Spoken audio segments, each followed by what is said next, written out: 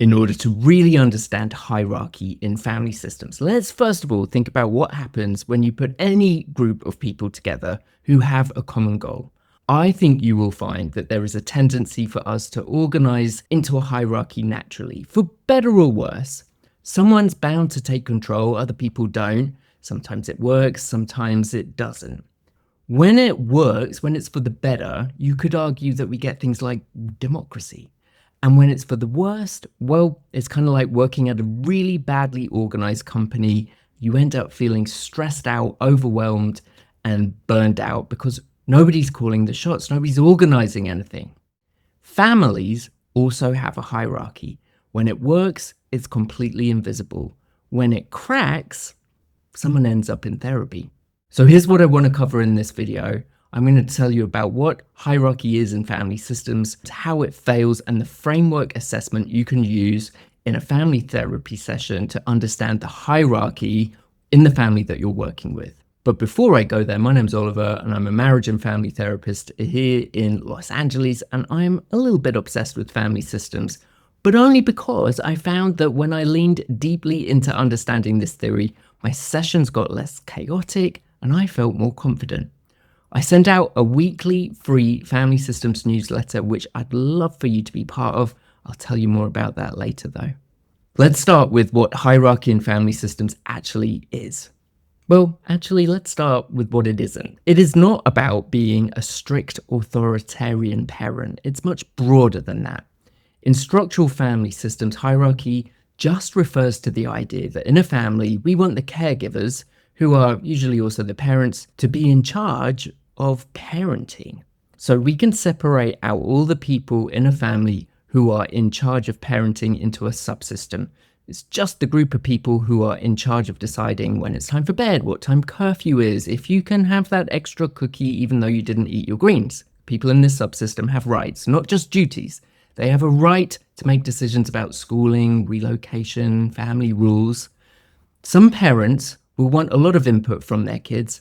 Others will want very little, and it's all good, as long as ultimately it's the parents or caregivers making those decisions. A lot of time, these two parents will also belong in another subsystem that's exclusively for the adults, and it just separates out the people who are making decisions not related to parenting, like taxes and bills and boring grown-up things. Also, if those two people happen to be in a romantic relationship, it's where all those yummy, lovey, gushy feelings, all that adult stuff lives too. That leaves another subsystem for the siblings or the children. The sibling layer is a subsystem where the kids live, where children learn to negotiate with peers. It's kind of like a laboratory for life skills. Now, maybe there's only one parent in that parent subsystem, maybe there's two or three. Every family is different. The only thing that really matters for me is that the people in the parental subsystem hold genuine executive authority, meaning that the children have appropriate freedom to grow. A child can only feel safe to explore the world if it's predictable, and that requires caregivers to act like and own their parental responsibilities. And I've got a lot more to say about that, so I'll come back to it in a minute. If you're a therapist or an associate therapist, you've probably learned some family systems in grad school, but did anyone actually teach you how to run the room with a family? Me neither. So I'm on a mission this year to make structural and strategic family systems helpful and practical to clinicians and students, and it's what I write about each week in my family therapy newsletter, Family Systems Hit. Practical moves, actionable strategies, and a little bit of theory. Sign up using the link below. Now here's where a lot of family work comes unstuck. Hierarchy moves. What works when a kid is 5 does not work when they're 15. So you can think of this as a bit of a 5-stage handover.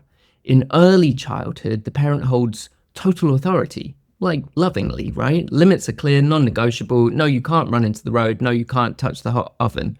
The child needs to know that they're safe. At the school age, the caregiver makes those rules explicit, and the child starts learning that rules have reasons and sometimes consequences. At early adolescent, caregivers shift from managers to negotiators. They are still going to hold those non-negotiables, right? But they do give a little bit of ground where it feels safe and appropriate to give that. And in late adolescence, the parent is more of an advisor. Authority is hopefully matched to the responsibility that the child has demonstrated that they've earned. right? So if you've been good all year, yeah, you can stay out a little extra later on Saturday night. And eventually, 19, 20, 21, it becomes more of a peer-based relationship. The parent stops directing. There's more of an equal relationship, but we'll usually always give perspective and advice when asked. So this should all make sense to you so far. It's obvious, right? And you're probably wanting to know what happens when that hierarchy goes wrong. I get it, we'll go there. But before we get into some of those more complicated ideas, you might already see that there could be problems when there's this developmental lag. When the parents are still running the same parenting program from when their kid was 5 and nothing changes now that they're 15. That's going to lead to some complications. A teenager who is parented like they are 5 or 6 is bound to have some behavioral or mental health issues and probably a lot of anger. Similarly, a 5-year-old who's given the same freedom as a 15-year-old is that kid who is running circles around the waiting room screaming while the parents look mildly embarrassed or try to ignore it. And so in therapy, that would require you to help those parents adapt their approach to parenting to be more age appropriate. Sometimes they have to be less tough and more gentle, but more often than not, my job is to toughen parents up and get them to have more power and be more in charge. Hierarchy is always connected to the problem the IP has in many other ways. And before I go there, let's go back to this idea of hierarchy in organizations. So think about some of the jobs that you've had.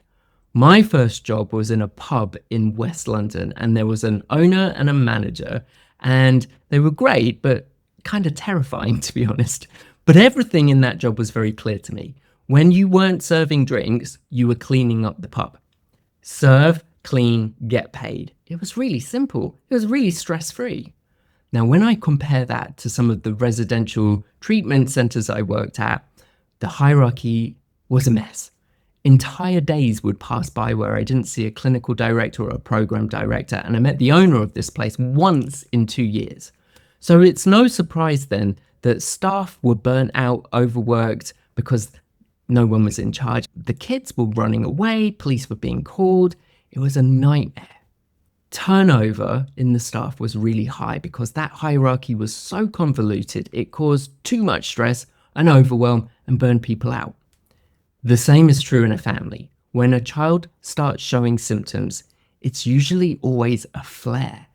It's one member of the family broadcasting a signal that something in the structure has gone sideways. The kid in front of you, the one with the problem, is just the messenger. Okay, so here are 4 patterns I see most often that are related to hierarchy issues. The soft-hard split. This is when one parent is tougher, stricter, less forgiving, more direct, or just has higher expectations, and the other softens to compensate. Maybe they let the child get away with things, they don't enforce consequences the same way, and maybe they even secretly spoil the kid. Each response that each of those parents has makes individual sense to them. So the tough parent sees the softer parent spoil their kid, so they compensate to make up for it, and the softer parent sees how tough the other parent is and compensates for that. But together, they're both making the problem worse. And that problem, or the symptoms that we see in a child in this sort of family, are often defiant behaviors, perhaps some entitlement, perhaps some rule breaking, even substances. They've been taught in the family hierarchy that you can get away with things. There's one parent that's going to let you get away with everything. So they do that everywhere. The parentified child is another big hierarchy problem I see once in a while, and it's when a child has been sucked upward into those executive subsystems. Now, sometimes because a parent is sick or just can't perform all the parental duties, and that is really heartbreaking because kids should enjoy being in that sibling subsystem for as long as possible. So if you're watching this, you know how much being a grown-up sucks. Bills, rent, student loans, it's utter BS. So we want to help kids stay in that sibling subsystem for as long as possible. Now, at other times, a child is moved up a subsystem because a parent is not willing or not able to parent, and that kid assumes the responsibility. They give orders, they manage information. Most importantly, they make decisions that are not age appropriate. That is too much stress and responsibility for a child. All of that takes a toll on the child, and it robs them of their childhood.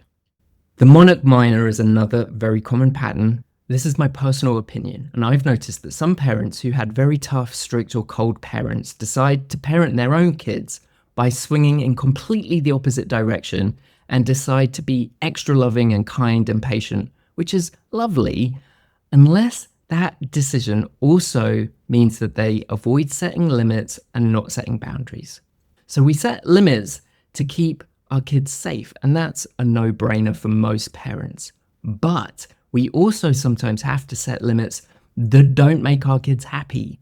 And for these sort of parents, that's a real problem. They just want their kids to be happy all the time, and that unfortunately means never saying no. In families like this, I see kids who are terrorizing the family, holding them hostage unwittingly, dictating when and if they go to school, what the entire family is eating for dinner, and they get to decide on bedtime. So if that child is sent to therapy for their behaviors and there is no family component to it, nothing's going to change. The child is running the show and won't give up their power just because you're asking to them. Why would they? It's the parents who need the help in being repositioned at the top of the hierarchy, and they need help being empowered to have the power. The cross-generational alliance is the most undernamed pattern in family work. It's a coalition that crosses generations, a parent and a child against the other parent. And again, people are not in the correct subsystems. So in family systems, an alliance is two people connecting for something, just to feel closer sometimes. But a coalition is two people connecting against someone else. So this could start as that soft, hard parenting split, and it can end in parental alienation, which is just awful and heartbreaking. But the symptoms in the child are sometimes surprising, and it's a lot of substance abuse. I read this study of young adults in rehab, and 75 to 85% of them report having one parent who they felt very close to, and the other who they rejected along with that parent that they felt close to. Now, the aim of all of this is to restore parental authority, and occasionally it's to relax their grip on the hierarchy if that's age appropriate. But either way, most parents who walk into your office for family therapy feel utterly defeated. They're kind of certain that they failed. They're bracing for you to confirm it. So your job is just to help them believe that they're allowed to readjust their parenting power. My sort of framework here is starting with observations. I just notice in the session how the family interacts, what they let their child do or say. That's basically an enactment. You're just watching interactions and taking note of it. You could then name it to see if it lands, saying something like, "It seems that Jimmy here is really running the show and it's hard for you to say no to him. Is that right?" Top tip is to name the pattern, not the people. You could also take it a step further and do some restructuring in the session. I once asked a parent to go and get their child who had run out of the therapy room to play. And I held the line and said, "I need your child to be in the room for family therapy, and I really believe you can make this happen. Go get your kid." I insisted that the parent act like the parent and get their kid in the room. That went quite well, but I would gently coach them how to do it if they needed it. I would not let them give up. I'm going to insist on the results that I want. Sometimes you have to put your parent pom-poms on, give them lots of praise when there's success. And the moment that the parent achieves even a partial reclaiming of their power, name it, share it, again, wave your pom-poms. How do you assess for all of this? If I had to give you just one tool that you could use next week with a family, it's WIRES. It's 5 letters. Run it in the session or right after your first session, and you will have a working hierarchy map without actually asking any single pointed questions to get it. W stands for who speaks for who. The most talkative person in the room is usually the family switchboard, the member through who all communication gets through. That's a structural role. But that role is not always the same role as the decision maker. And just because they're talking the most doesn't mean that they have all of the power.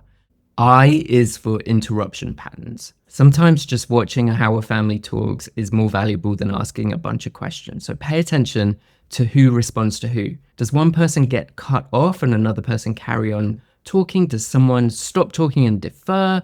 Does that get challenged or not? So noticing who gets to interrupt and who backs down from being interrupted tells you a lot about power. R is for room layout and proximity. This is a big structural family therapy thing. The family shows you who's in charge and how they're structured. So pay attention to where the IP sits, who sits close to them, who sits furthest away. Spatial arrangement is sometimes emotional arrangement too. It can tell you which relationships are more loaded, which are cool. E is for executive function, and the executive isn't always the adults in the senior position. Watch who walked in giving instructions on where to sit or who takes over. Now, conversely, sometimes it's a grandparent who doesn't say anything, but everybody defers to grandma. And finally, S is for silence and the peripheral member. There's always one person who contributes the least, gets talked around, doesn't appear in the opening narrative at all. Don't move past them just because they're not generating content. That might be a mistake. Sometimes the peripheral member, the quiet youngest sibling, is often the most structurally significant person in the session. The system needs them to be quiet for some reason, so we have to work out why. If you run wires after any session, you have started to build a hierarchy map of who's in control. If you want to take this further, I've got a free family therapy worksheets PDF filled with 5 more frameworks that you should use. And when you use all 5 and put them all together, you'll have a real working map of what the entire family structure looks like, not just the hierarchy. We're talking boundaries, closeness, enmeshment, distance, all of the things that you need to have a really good working hypothesis of your family system's case conceptualization. I'll put the link below. It's totally free, 60 pages long. And don't forget to sign up for the newsletter too. It comes out every week, totally free. And as always, leave a comment, subscribe, like, share this with someone you know who's doing family therapy that might appreciate this. I love hearing from you and I love reading all of the comments. So until the next time, take care.